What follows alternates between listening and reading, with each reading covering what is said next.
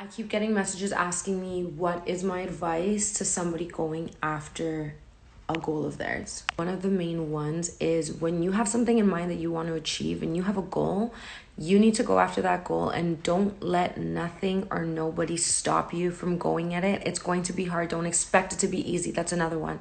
It's not meant to be easy, but you go after that goal no matter how hard it gets. Another one is stop expecting quick success. Stop expecting what you see on Instagram to happen for you. Stop expecting others to clap for you. Stop expecting other people to cheer you on. Stop expecting other people to spoon feed you and tell you this is how you do it. This is how you do that. Figure it out yourself. If you don't have people around you helping you, find people around you to help you, but figure it out yourself. Welcome to Una Conversación. Today, we're sitting down with CEO and founder of the Pink Room Beauty Bar, Maria Sotelo.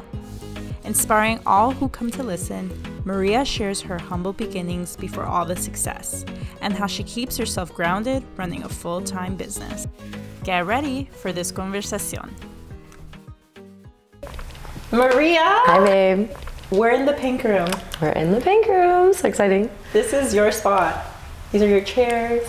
This is my floor, my walls. Earlier, she told Google Home to stop playing the music, and I was like, she owns this place, Google. Respect this woman. You know, Google doesn't like to listen all the time. I was so impressed. I was like, thank you for making me look good today. Usually we scrap. It's not sponsored by Google Home, but should be. It should be. Well, thank you so much for letting me come on down to the Pink Room. Thank you. I'm honored. Gorgeous spot, and I'm so happy to be here, just surrounded by all the creativity you've put into this place, and just to see that you did this like on your own. It takes a village, but like it takes a lot. You brought that to life. Yeah. So before the business, the success, the hustle, there's always you. And I want to know more about the face behind the Pink Room. What was Maria like as a teenager? Oh God.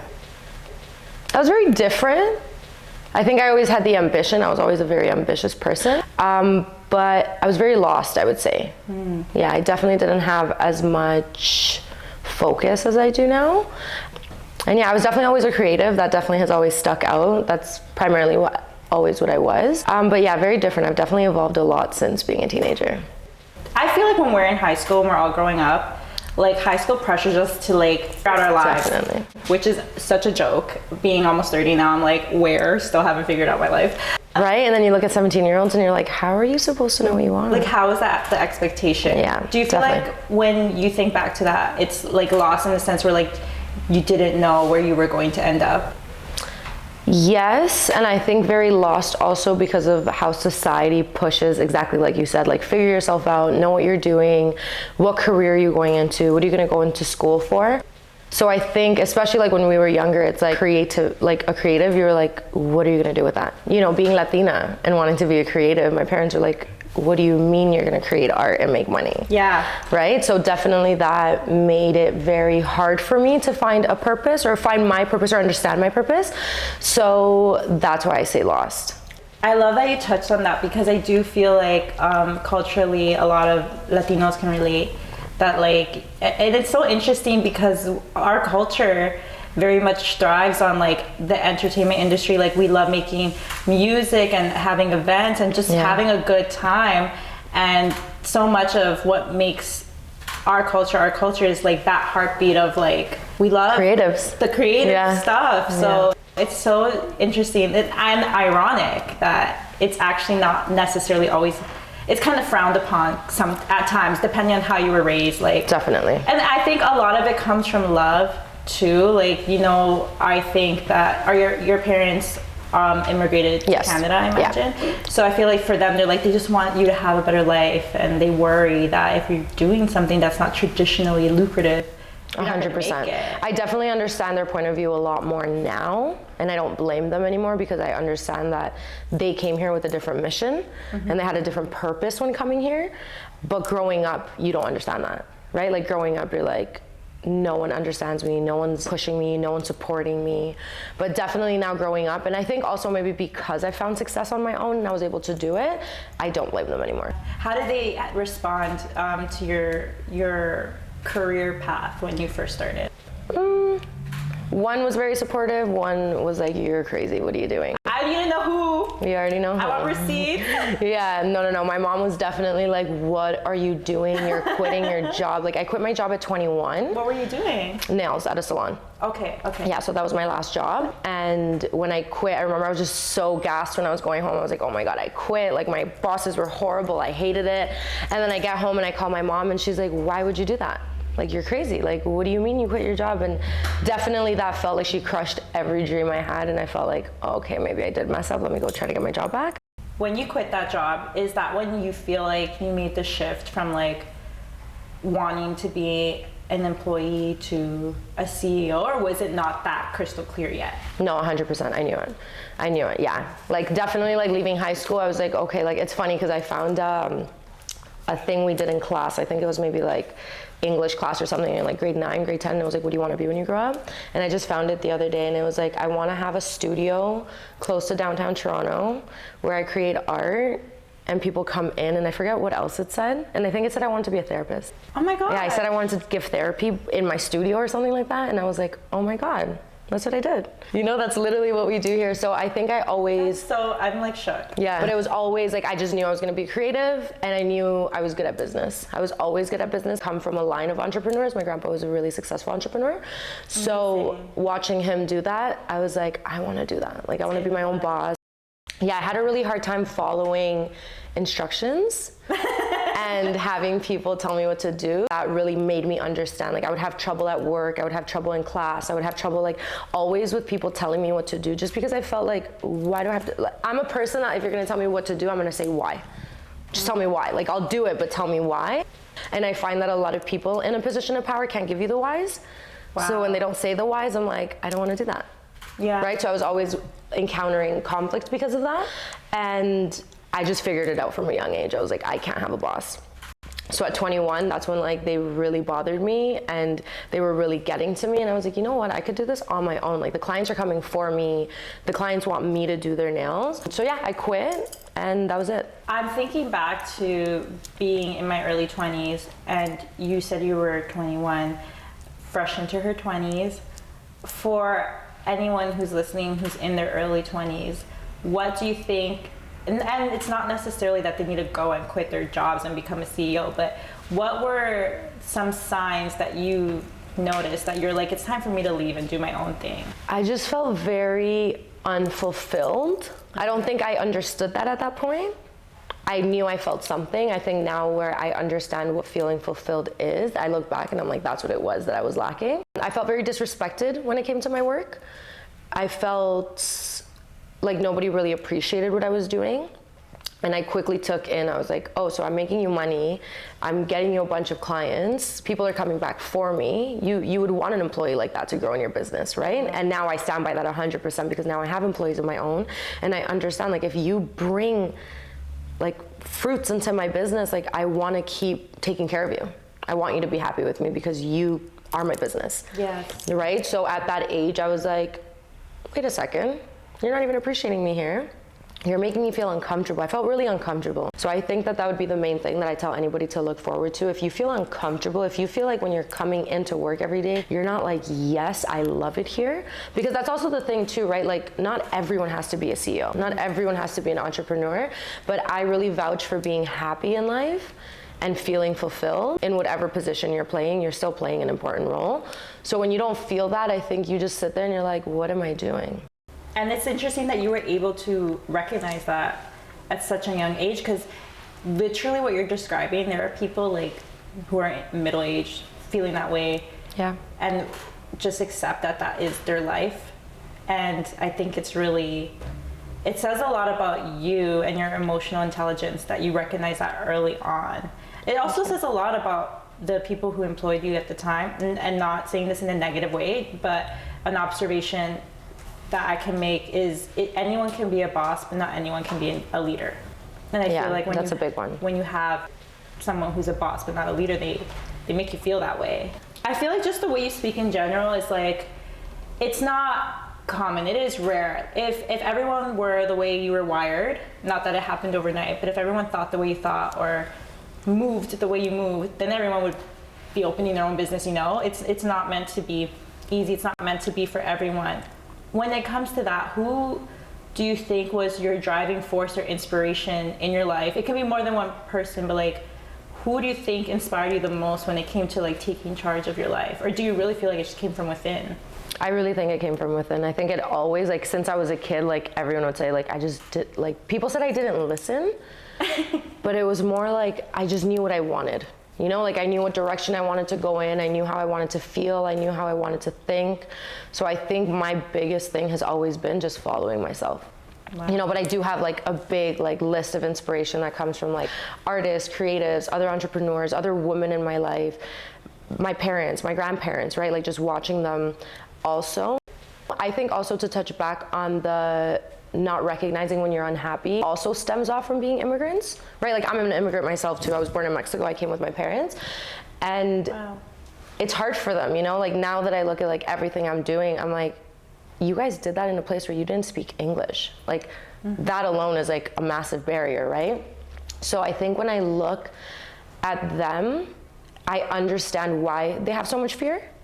And I think I know why they're so gripped on finding like stability. So once you find that stability, it's like, why would you let go of it, right? Yeah. Like it took you so hard, like imagine, like I look at us now, like we have Google Maps, we have Google Translate, we have all these apps that everywhere you go you can use. And I look at my parents and it's like, you guys didn't have any of that.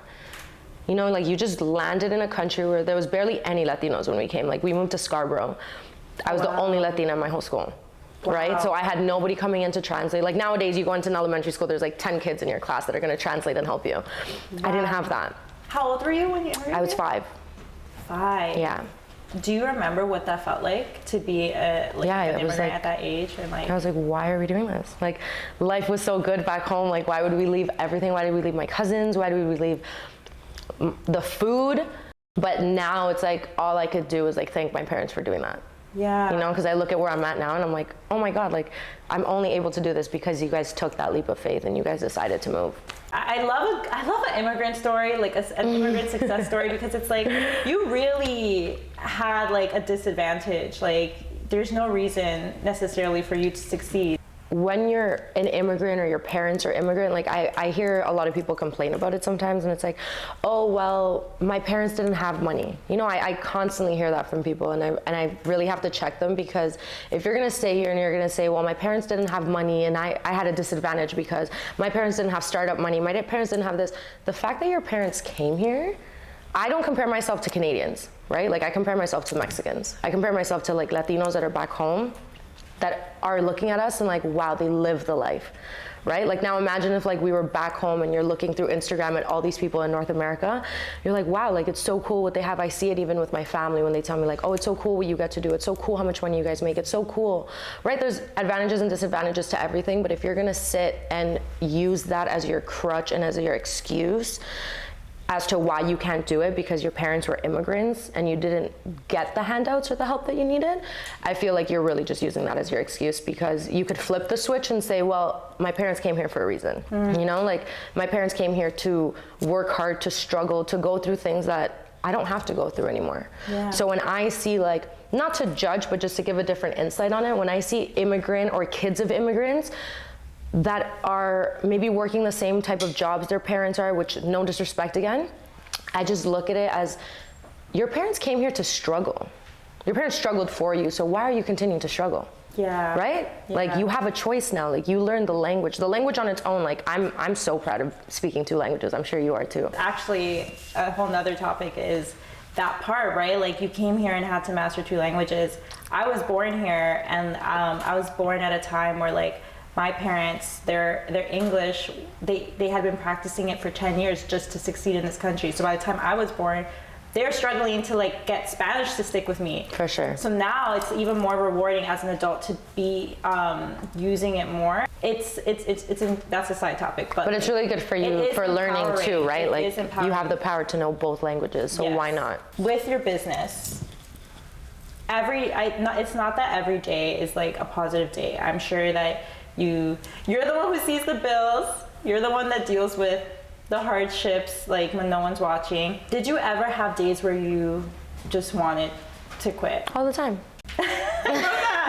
All the time. I mean, like, I don't love that, but I love the honesty. Yeah, no, all the time. Like, I think that's the part, like you said, that you don't get to see and that people don't show. And I always say this, like, I try to keep it super transparent on my social media, especially because I know people are watching, but when you're having a down day, you're not really on social media, right? Yeah. So it's really hard to be as clear on that.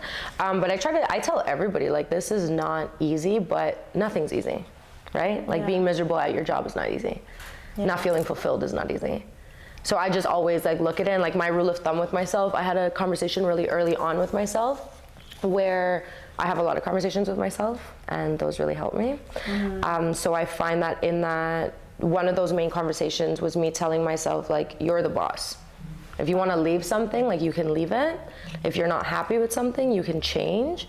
And that was a power that I gave myself really early on, where I constantly, if I ever find myself in a position where I'm like, this is it, I just don't want to do it anymore, I really sit myself down and I'm like, okay, cool, you can quit, but what else are you gonna do? Wow. Right? Like, that's powerful. So that's always just kind of how I talk to myself, and it's really just it's a mind game. Like, life's just a mind game. Entrepreneurship is a mental game. It's just about how much control do you have over your mind, over how much control your mind has over you. So I find that when you take control of your mind and you really get clear with yourself with what you want, and you understand that you could do whatever you want, it makes it easier. So I don't really sit and complain anymore. Like, when things get really rough, I'm like, okay, cool, it's hard, quit. Let's say quit. Like, when I opened my, when I started my training, I always wanted to teach. That was a big thing for me. I was like, okay, I'm gonna build a whole training. I'm gonna start training girls, and that was really hard. I built that in COVID, where I thought I was gonna lose the pink room, and I was like, okay, I have time to do it now, let me do it. And I just remember I was like crying so bad one day, and I was like, this is so hard. And I was like, okay, but what's hard? Right? Not you fighting with yourself. No, literally all the time I'm like, what's hard? Well, putting it together and launching it and getting the clients and doing this and doing that. I was like, okay, cool, but do you want to do it? So yeah, well, I want to do it. And I was like, okay, well, did you think it was going to be easy? No. So it's like, okay, cool. So now pick, do you want to go through with this, or do you want to drop it? Because you could drop it, right? And it comes down to that, like, even with like deadlines, you have a deadline. Like, I realized, like, I make my deadlines. Right? So it's, you need to write a book. Yeah. So dropping gems. I want to one day. So it's just really all about that. So I think the more control you have over your mind, and you're very clear with your intentions and you're clear with your goals, it just makes it easier with what do you want. Like, I feel like people make life so hard, but it really comes down to, like, what do you want? You know, in the Notebook where he's like, what do you want? Just tell me what you want. I feel like I have those moments with myself all the time, because it's like, just say what you want. Like, do you not want to go to work? Like, I literally am to that point. Like, I'm like, do you not want to go to work today? You don't have to go to work today. But understand that there's a repercussion to not going to work.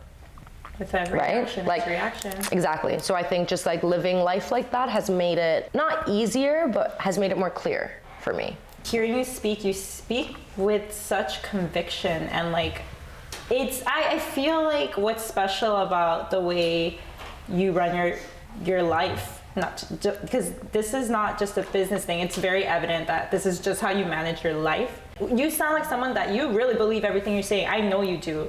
Did you work towards that, or have you always just like... I heard something today that was actually so crazy, and I was like, wow, it made so much sense. It said, nobody understands how much violence it took to become this gentle. Wow. Yeah, and I was like, I think Mike Tyson said it. I heard it on Instagram today, but I was like, whoa, like, that was so real, because I'm at such a calm point in my life now, and I'm at such just a very like present understanding. Like you said, like, I understand a lot, but it took me so many years of just going through so many hardships and so many obstacles for me to understand like what was going on. Like, I feel like a lot of people stress about finding what they want, and they don't take in that finding what you don't want is almost as important, if not more important. So I think I went through so many like bad jobs, bad friendships, bad relationships, bad decisions, bad choices, bad situations, that now I'm like, I know what I want. You know, I know what I don't want. And also when you see yourself create everything you planned on, it's really empowering. You know, like, I'm finally at a point where I come in here and I'm like, I did it. Like, I really did it. Like, everything I said I'd do, I did. You know, so I think that has also added a lot of power to myself. And why I'm in a position now of empowering others, because I'm realizing that it's almost easy to do. It takes a lot of work, but it's easy to do. Let's talk about that, because, you know, this is Toronto, anything you do here, there's probably 50 other people doing the same thing. More even, especially in a space like this, in the beauty industry. Like even I could think about when lashes first started surging up and everyone became a lash tech, which I think is incredible that a lot of women found a way to make their own money, you know, at such a perfect time. That being said, you know, I think that with there being so many nail salons in the city, I have never been so moved by an establishment, and it shows in how everything in here, it has your touch. Everything in here was hand selected, chosen by you. But also you've gone an extra step further and have made it a platform. You've made it a platform for Latin culture. You know, I went to the bathroom downstairs earlier and I saw Selena on the walls and I felt seen. Yeah. You know, and obviously you accept clients of all places, but you're Latina, so like you've put your essence in everything that you do. Was it intentional for you to show your Latin roots in the process of the Pink Room? And also, was it always your intention to grow others, and why? I don't think it was always my intention. Either or, I don't think they were always intentions. I think, like I said, every level that I get to, I just realize how much power is within each level. And I really started to realize how many people are watching when you don't think they're watching. People are always watching.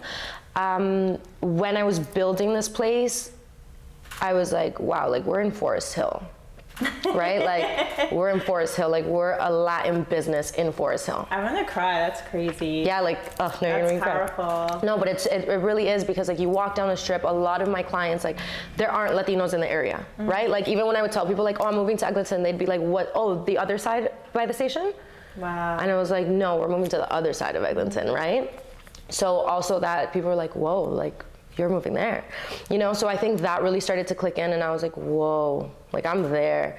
So I think when I started to see that, I started to realize that we need to showcase that more. And like you said, like there isn't a lot of Latinos showing, like we have very powerful Latinos in the city and I love them all to death. I feel like I'm very connected to most of the Latinos in the city and they all push me a lot. But we need more of it, and we need to like stick together as a community. That part. Right? Like you see other communities in Toronto, other cultures, and they stick together. Like they're grinding together, lifting together, rising together. I feel like that's something that our generation has to do with Latinos. Amen. I feel like a lot of like maybe our parents, like they didn't have that. So I really started to click in that I was like, I want that community. I'm looking for that community. Like I want more Latina women in business to talk to call, to be like, hey, like this is what I'm going through. Like, how do I deal with it? Even just like, okay, for example, like I'm really big into therapy and I go to therapy a lot. And at one point last year, I was like, I have to change therapists. I didn't understand why, but I was like, I loved my therapist. She was incredible. But something inside of me said like, you need to change. And someone else that I knew was like, hey, I have a therapist. She's actually Mexican. Her name's Maria. What the I was heck? like, that's my girl. Like, send me Maria. You know? So the first day I spoke to her, it was, I think, like our first like one-on-one call. And she's like, well, of course you feel like that. Like your parents probably did this and your mom probably did this and your dad and your grandparents. And I was like, ma'am, have you been watching me my whole life? But she's like, no, these are just systematic occurrences that happen when you're in the same culture, right? So I think that was the first key in me realizing like, oh my God, like we need our culture to support us because we understand each other the most. So that led to another thing and another thing. And then I realized that we need more empowering, especially empowering women in our culture, right? Yeah. So I love our culture. I love our people. I love being Latina, right? I feel so powerful with that. I love everything about it. I mean, even just, for example, how music has been growing and like you see like our people opening the Grammys.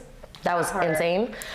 And it just makes you think of like, we're entering a new era of Latinos where like, we are so powerful. Yeah. Right? So I just wanted to showcase that more through the Pink Room, through the brand, through the platform, and just show other Latinas out there and Latinos out there that whatever we want to do, we can do. Just because we're not seeing it being done by our people doesn't mean that we can't do it. It's just, it's more of a reason. Again, like it's either your excuse or your reason.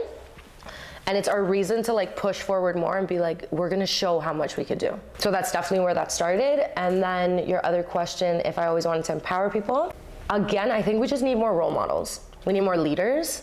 I'm a big person. Like, I'm into podcasts, I'm into reading, I'm into looking at everybody that I can, because I really believe in like the law of exposure, right? Like when you're exposed to something, you can't unsee it, and you're like, that's what I want. If that person's doing it, I can do it too. So I feel like everyone, if you're an entrepreneur, worker, CEO, if you don't work, I think just as human beings, the more positive we are and the more inspiring and motivating we are, like that's contagious, you know? So like, who knows who you're gonna talk to that like, oh my God, like that energy was amazing. Like it just empowers you to be a better person. So I think that's where like my love of like leading and empowering people, I was like, oh my God, like our energy really does rub off on people. So like make it good energy. Is that why you started Hair Mercado? And for our viewers that are not familiar, can you just tell them a little bit about Hair Mercado? Yeah, so Hair Mercado was an idea, again, back to Mexico. It was just crazy. I don't know, some things that literally pop into my head and I'm like, oh my God, I have to do them. But I just know so many vendors. I know so many small businesses. I really believe I have this thing where I could see people's potential before they see it. And I can like create a whole thing for you when I see you. And I'm like, you'd be great at this, this and that. Wow, can you do me after the show? Yeah. So when I see businesses starting out or doing their thing, I look at them, I'm like, you could do so much more with your product. Like your product's amazing, right? So I thought about it. My grandma's last name is actually Mercado. A lot of people don't know that, yeah. Oh my God. Yeah, so I was like, and she's my best friend, I love her so much. She was actually here at my opening. Yeah, she flew down from Mexico, yeah, it was so cute. So one thing came to another, I was like, Mercado, like a market, Mercado means market. So I was like, let me start a market, let me just start something like quick. It was off a whim, and it did so good that I just kept going, so now we continue to do it, and it's just basically a vendor's market where we have small businesses, small brands in the city come together, join, they set up a booth. We actually did one here the last time. It was amazing. I don't know if we'll be able to fit in here anymore because it was so big. And yeah, we basically just sell all types of products, any type of retail, any type of service. It's a place to just basically sell yourself and just market and network. Wow. That is so empowering. I remember seeing the promo for it the last time you did it, and I'm like, I can't believe I haven't seen more of this. And not just that, but especially in our community, in the Latin community, I feel like it's been done, but like just the way, I feel like everything you do has like a modern forward twist on it. And that makes me so happy because you're sharing it with others. Of course. And sharing something with others, you know, you're constantly pouring into other people's cups. How do you keep your cup full? Now I've learned that I need time alone. Like I just need to be away from everybody. I need to be away from work. I need days where I do nothing. I used to not believe in that. I used to feel so bad when I had days of not, back to the immigrant mentality where it's like, if you're not working, you're not right. So I had to unlearn that. And now it's just having days where I just do whatever I want. I do what I like. You know, I literally sit and I'm like, what do you want to do today? And just having days like that, having good energy around is key. Really focusing on who you spend your time with, who you give your time with. That's a big one. And yeah, just honestly, I feel like even just creating more, eating healthy. Like sometimes I'm like, okay, let me just have a day where I cook very healthy and I eat very good. So all those things just make me happy. So again, it just comes down to like what I feel. Sometimes I feel like I'm burning out and I'm like, okay, what do you need to reset? Sometimes it's going for a walk, sometimes it's doing nothing, sometimes it's watching a movie. So just really listening to my needs. I love that. Normalize doing nothing. You'll be fine. You can do stuff tomorrow. Yeah, you'll continue being successful even if you do nothing. Amen. I know that this is a loaded question, so you don't have to have the full answer now, but what's your why? Me. I'm my why. And I just recently found that out because I know, and it's bigger now on social media where people are like, what's your why and why are you doing this? And I realized like I am. And I feel like a lot of people don't understand how much you have to care for yourself in order to be great. And I think that also came from having a team and leading a team. I realized that like when I'm having a bad day or when I'm not in the right place, I'm not giving them the best. Right? And that's unfair. It's almost like I'm a parent. Like that's how I feel, like they're my little babies. Understanding that I'm my why and I'm the one with the dreams and I'm the one with the ambition and I'm the one that's going to do, like everything stems off of me. My love for others, my protection for others, me being able to give to others comes from me. So if I'm not good and I'm not fulfilled, then nothing's gonna be good. I feel like your answer literally just like changed my brain chemistry. Like I don't know if you saw my face yeah, when like, you said me. I was like, you're like what? Does not exist. Like all the filing cabinets in my brain was like, wait, what? Where is this? Like, what do you mean? That's empowering AF. Yeah, I feel like everybody's always searching. Like people are searching. The other day I saw, I'll send you a post since now you're on Spanish because it's all in Spanish. I'm like, I wish I could share it with more people, but it's all Spanish. But it's basically a higher self page on Instagram, and it was saying if you're looking for somebody to empower you, somebody to make you happy, somebody to keep you busy, somebody to keep you this, it's like you're not looking for a partner, you're looking for yourself. You know, and that's so true. A lot of people spend so much time finding what's their why, and if you don't have kids, you're like, I don't have kids, what's my why? My parents, my this. It's like, but why? Like, for me, it's me. If there's no me, what is there? I've been so honored to learn more about the essence of you and where you started, and I can't imagine how much farther you'll go. The Pink Herb will be 4 years in June. Amazing. So that's exciting. Congratulations Thank you. on all your success. Thank you. Now, before I let you go, I was thinking about this. I usually like to, do a little rapid fire moment or like a fun little game with my guests. But I thought, Maria spends a lot of time with her clients, and they sit in her chair. So I was thinking, she must really be really great at starting conversations. So I have a game. It's a conversation starter. I love it. And I'm going to pretend to be you, and these are your conversation starters, but I'm going to ask you them. Okay, I love it. Okay, ready for the first one? Choose one famous person to have dinner with. Who would it be and why? Bad Bunny, duh. Oh my God. So you're a Bad Bunny fan. I love him so much. But on a serious talk, if I had one person, it would be Oprah. Okay. I love Oprah. I love Oprah. And to hear both of you talk would probably I'd be like, explode the universe. If you could only have one meal for the rest of your life, what would it be? Arroz con frijoles and maduro. Oh! So it's rice and beans and plantain. I could eat that with some salad. I'd be obsessed. That's one. If you had the attention of the world for just 10 seconds, what would you say? It's 10 seconds with of the world? Yes. Be a good person.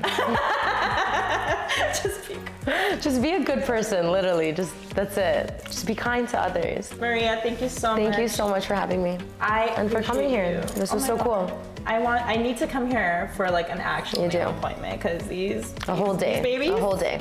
And I'll do the treatment downstairs. Facial, body treatment, get your hair done. I need to come back. Yeah, definitely. And for all of you tuning in, thank you so much. Check out the Pink Room. All the information will be in the description box below. And you can follow Maria at her social handles here. Thank you so much for watching. And Maria, thank you so much. Thank you, babe. This was so good. I love it. Thank you. Love you.